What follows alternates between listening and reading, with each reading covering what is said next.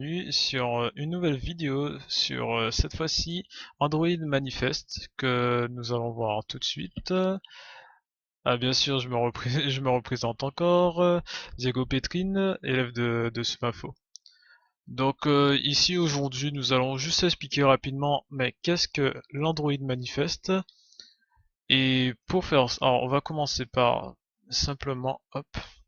Donc, il faut savoir que Android Manifest est un point XML en fait. J'ai envie de dire c'est c'est-à-dire que comment vous dire ça? En anglais, c'est plus facile bien sûr. C'est à partir de Android Manifest qu'on définit des spécificités par rapport à l'application entière. Dans Android Manifest, vous allez retrouver des permissions, des euh, des versions d'usage. On va retrouver des spécifications par rapport à l'application, aux activités et tout. Donc on va dire que comparé au code, en fait, comparé aux classes dans lesquelles on va mettre le code et tout, l'Android Manifest est ce qui maintient la structure, en fait, qui fait la structure de l'application. Alors, je vais juste aujourd'hui vous montrer un manifeste très simple. C'est un manifeste d'un petit Hello World. Donc ici là bon le XML version là on définit la version du XML avec l'encoding UTF-8, mais il vaut mieux. Ensuite nous avons le manifeste donc XMS Android. Donc là c'est on reprend en fait en gros on fait un appel par rapport au manifeste. Euh, enfin je ne saurais pas trop dire exactement. En dessous, je sais par contre qu'on a le package, c'est-à-dire que mon manifeste il est là pour le package comme point un test, un test et un test. C'est moi, ne vous inquiétez pas. Ensuite, nous avons la version du code. Donc 1, c'est généralement 1. Je n'ai pas vu souvent d'autres versions. Version name 1.0. Bon, tout ça, c'est pas très important. Ce qui était, enfin tout ça, c'est par rapport à la suite, c'est pas trop important. Alors nous avons ici, là par contre, un truc très intéressant, c'est Use SDK, Uses SDK, qui correspond en fait à la compatibilité de l'application sur les versions d'SDK et donc les niveaux API. C'est-à-dire que la mini SDK version 8, ici là, il dit en fait que l'application, elle pourra pas être compatible avec des versions d'API en dessous de 8. Question de, je pense, question de peut-être sécurité aussi, de compatibilité tout court, puisqu'on sait que en dessous des versions 8 d'API, nous avons certaines fonctions qui n'étaient pas encore sortis en fait, qui n'ont pas été encore créés.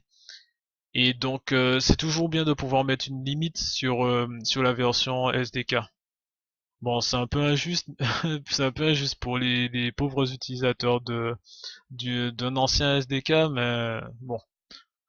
Alors ensuite nous avons Android Target SDK version. Donc là on disons que là on dit juste que l'application elle fonctionnera enfin elle est plus destinée pour la version 18 et au-dessus, normalement au-dessus ça devrait fonctionner.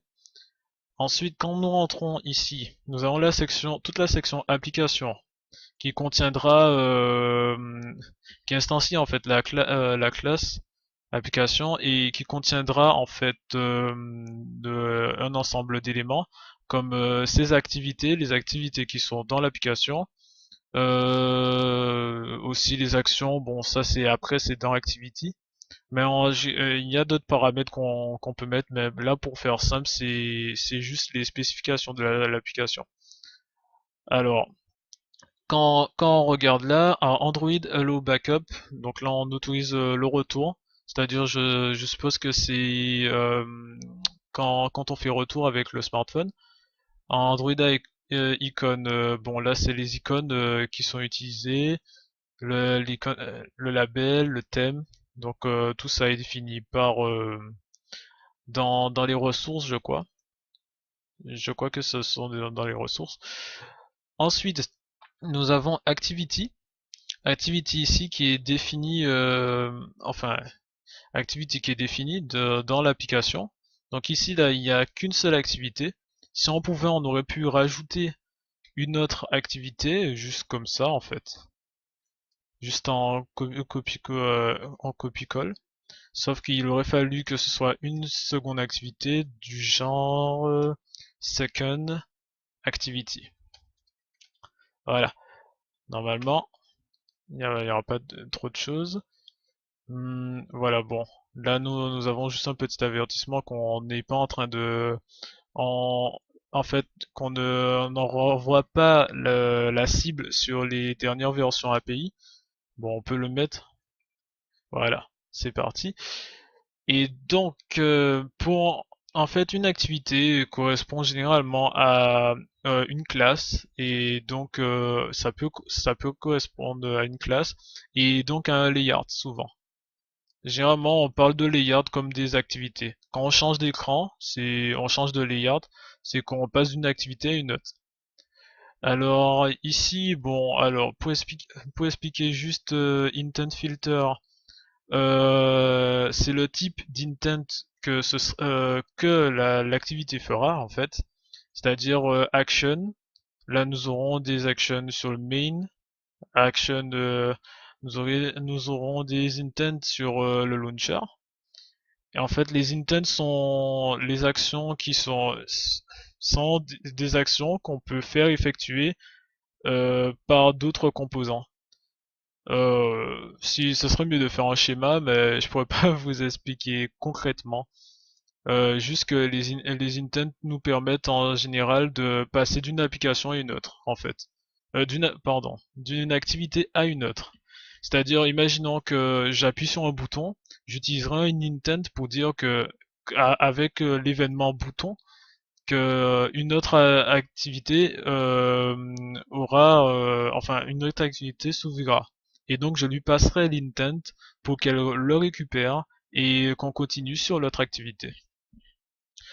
Ensuite, donc ici la catégorie, bon catégorie c'est la catégorie de l'intent, l'action c'est le type d'action que sera effectué. Ensuite, bon on sort d'activity, y a pas de souci. Bon là j'ai vu que j'ai copié la même chose, c'est la même chose. Une fois qu'on a fini, généralement, une fois qu'on a fini avec des déclarations, il faut veiller à les refermer, c'est très important, sinon on obtient des erreurs. Ça m'est déjà arrivé d'avoir des erreurs comme ça et ne pas te retrouver juste parce qu'il manquait un slash et une fermeture de cocher. Donc il n'y a pas de souci, mais il faut s'en rappeler, c'est toujours bien. Sinon le manifeste ne répondra pas. Une fois qu'on a fini, on sort du manifeste. Alors, petite précision, pour un truc qui est intéressant, c'est certains onglets en fait. Dans le manifeste, bon, c'est pour éviter un peu trop de code, mais ici là, on peut rajouter des permissions, notamment des permissions de stockage ou des permissions de caméra, qui sont très très importantes, enfin qui sont indispensables lors de l'utilisation d'une application. C'est-à-dire que si j'ai envie d'utiliser alors, je vais voir si je m'en souviens de tête. Donc, si j'ai envie d'utiliser une permission, c'est-à-dire si j'ai envie d'utiliser la caméra, il faudra que je crée une permission pour que l'application, une fois qu'elle sera installée, demande à l'utilisateur, dise à l'utilisateur plutôt, que elle va devoir solliciter la caméra, donc l'appareil photo du smartphone. En effet, quand on met les permissions sont demandées au début, avant que l'application ne s'installe, et non quand l'application fonctionne. C'est assez intéressant parce que moi-même je pensais pas que ça fonctionnait comme ça. Donc une fois que vous avez installé votre application, on vous signale toujours que l'application nécessite les coordonnées GPS, l'écriture sur votre carte, et etc., etc. Bon, généralement on passe devant et on fait installation, mais c'est ça. Ce sont les permissions effectivement qui sont demandées. Et une fois, dès lors que vous avez accepté, c'est que l'application enfin, c'est qu'Android considère que vous êtes consentant à ce que l'application utilise ça, et puis autre chose, euh, voilà, autre chose sous votre nez. Donc, je me souviens plus pour pour les permissions, mais on va les rajouter dans l'onglet permissions puisqu'on a cet onglet facilité. Donc, on va utiliser uses permission ici là. On cherche, donc je cherchais caméra tout à l'heure. Caméra. Alors, est-ce que je vais la retrouver? Je sais pas. Voilà, elle est là. Voilà. Vous voyez, donc Android Permission Camera. Donc on va faire Add. Non, enfin même pas. Nous allons juste faire Save. Et nous allons regarder dans Android manifest.xml. Nous voyons que en fait la permission a été ajoutée. C'est très bien, c'est très intéressant puisque on n'a pas eu à rentrer de code. Donc c'est toujours intéressant. Une autre permission dont je me souviens, maintenant en voyant le code, hop, Android, Android name. Alors, vous voyez, on me propose déjà les permissions. Android.permission.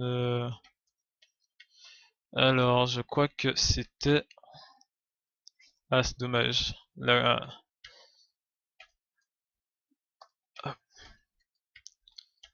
non, dommage. En fait, faudrait que je refasse tout au début. Hop, Android. Permission. Ah, il ne voudra pas me le remettre. Ce n'est pas grave. Donc, on va écrire wait external storage. Storage. Si je m'en souviens bien, c'est bien comme ça que ça s'écrit. Ceci nous permet en l'occurrence de pouvoir écrire sur ceci permettra à l'application de pouvoir écrire sur tout ce qui est carte SIM et tout ce qui est stockage en fait du smartphone. Sans cette petite permission, vous voyez, il serait impossible pour une application pouvoir écrire écrire par exemple sauvegarder une photo ou que la personne aurait faite ou quoi que ce soit d'autre. Donc les permissions sont enfin, les permissions sont très intéressantes et très importantes à prendre en compte, surtout quand vous faites une nouvelle application. Ne vous étonnez pas si votre application ne fonctionne pas, c'est sûrement que vous avez peut-être oublié un truc dans le manifeste.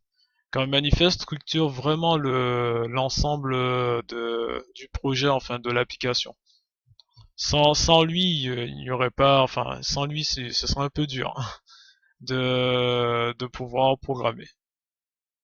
Donc il faut toujours toucher un petit peu à tout en Android. Il faut toujours toucher un petit peu à manifeste, layout. Il y a quoi encore les layouts, bon bien sûr nos classes Java. D'ailleurs j'en ai une là. Et le manifeste est quelque chose d'important à retenir. Et il vaut mieux par contre savoir le faire à main que plutôt d'utiliser comme je l'ai fait les outils facilités. À part si c'est vraiment très important, on utilisera ces outils-là, mais généralement je préfère moi aussi mettre en code coder dans le manifeste. Parce que c'est toujours intéressant et là on peut voir vraiment ce qu'on fait.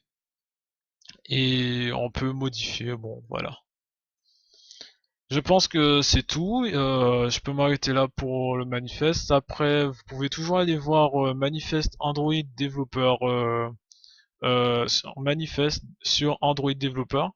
La plateforme, bon c'est en anglais, mais on vous explique un peu mieux que moi, bien sûr, comment s'en sortir pour le manifeste et bien sûr comment le gérer.